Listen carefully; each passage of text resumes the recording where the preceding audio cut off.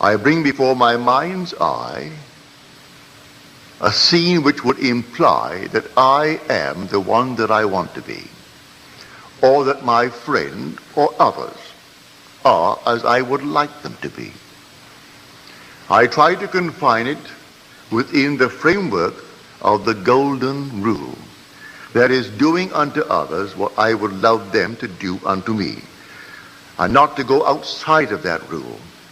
It's such an easy thing to practice. Would I like the good that I ask of them? Yes. Like it for myself? All right, then ask it for them. Bring them before your mind's eye and dare to assume that what you are seeing in your mind's eye is true.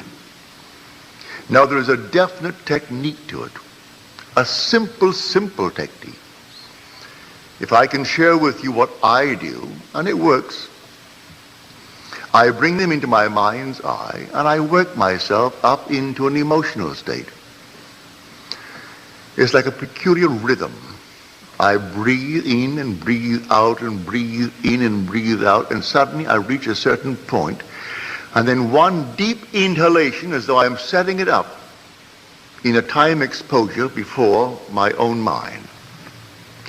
I set it up and all of a sudden I have a deep inhalation and every pore of my being explodes. And then I do nothing beyond that. It's taking that scene and setting it up in a time explosion before the eternal event. And then I explode it and then let life develop it. And life develops it. And then I get the call, or I get the wire, or I get a letter confirming that which I did. And I do nothing to make it so. I simply believe implicitly in Jesus Christ, but I have found him. I have found him as my own wonderful human imagination. I believe that all things are possible to him. He has ways and means that the mortal mind knows not of. So I do not care if I do not see clearly how it could possibly be. It makes no difference to me. I simply bring into my mind's eye what I want to see it clearly, explode it, and then let it be. Now it could be tomorrow.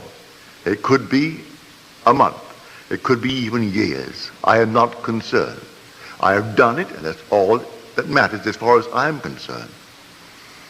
Everything has its own appointed hour.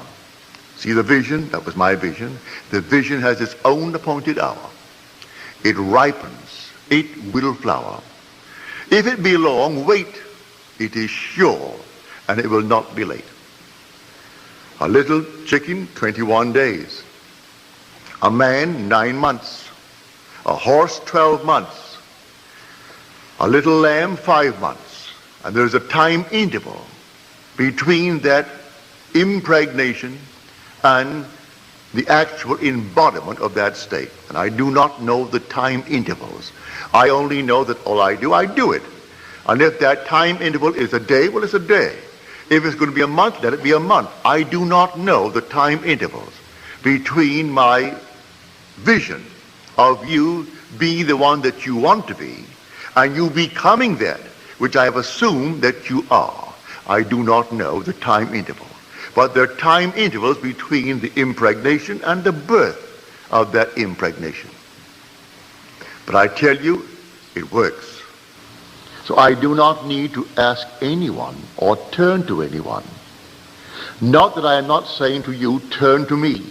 If you have confidence that I can use a law that you are not yet aware of or feel that you cannot quite master it, I invite you to turn to me. Cost you nothing. I charge not one nickel for it. To me, it's a simple technique, a simple process. And I look upon it just as this. If this hand is itching now, and the back of the hand is itching, this hand is easier for me to use to scratch it and relieve the itch than to take this and try to reach it with my fingers. I can't get back and reach it, but I can get it with this. It's the same body. So I call upon myself. If you cannot yourself, I would say, alleviate the itch may be for money, the itch may be for recognition, the itch may be for something, well then ask the one in whom you have confidence. If you have confidence in the speaker, all right, ask me. I tell you, I don't charge. I do not charge 1 penny, neither do I accept any money. I don't. You simply, if you feel like it, you ask me. And I will, to the best of my ability, simply feel within myself that things are as you desire them to be, providing it comes within the code of my, what I call my ethical code. That it is not at the expense of another aspect of my being. Don't ask me to hurt anyone in this world, because I could not. I would not ask anyone to be hurt. But if you want recognition in this world, you want money in this world, you want comfort in this world, I see nothing wrong in that, because these things I would want for myself. So I put them within the frame of the golden rule and ask for them. It's a simple, simple technique. So let us discuss how things are brought into being.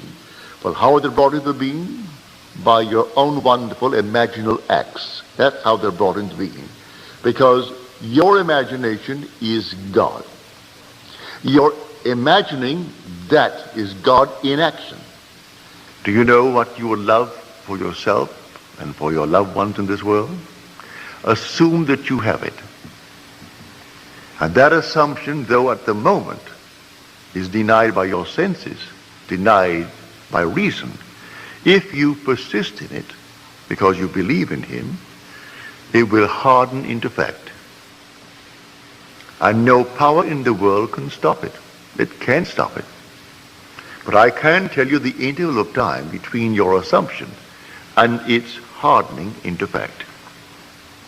But I promise you from experience, it will harden into fact.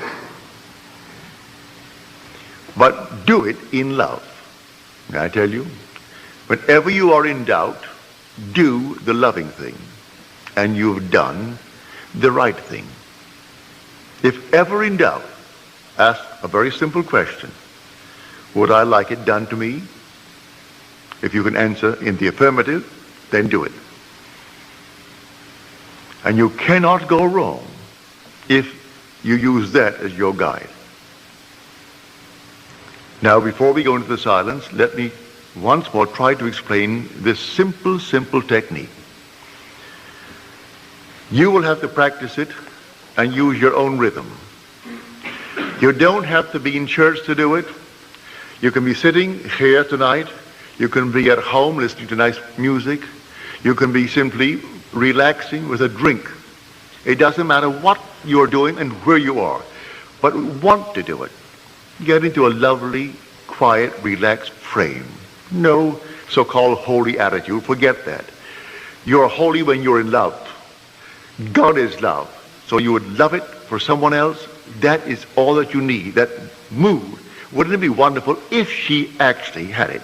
If he had it? If they had it? Also, you know exactly what you want now. And then you imagine you are seeing them. You can see them in your mind's eye and see them vividly. And then breathe yourself into a rhythm. They're telling you that they have it. And you're getting yourself worked up emotionally because they're telling you that they have exactly what you know they would want in this world. And then you reach a certain point and you explode. Something actually goes out of you. It's power. You work yourself up into a certain emotional state and then suddenly you explode. And you feel everything go out. And you cannot repeat it. There's no desire to repeat it. It was an actual psychic, sexual act. But there's no physical act. There is no evidence of any physical act. But it's the same thrill that you would were it a physical act. Work yourself right up into that state and then let it go. And do not raise one finger to make it so, any more than you would after impregnation. What can you do after pregnancy is taking place? Nothing. Leave it alone and let it take place in its own good time. Now let us go into the silence.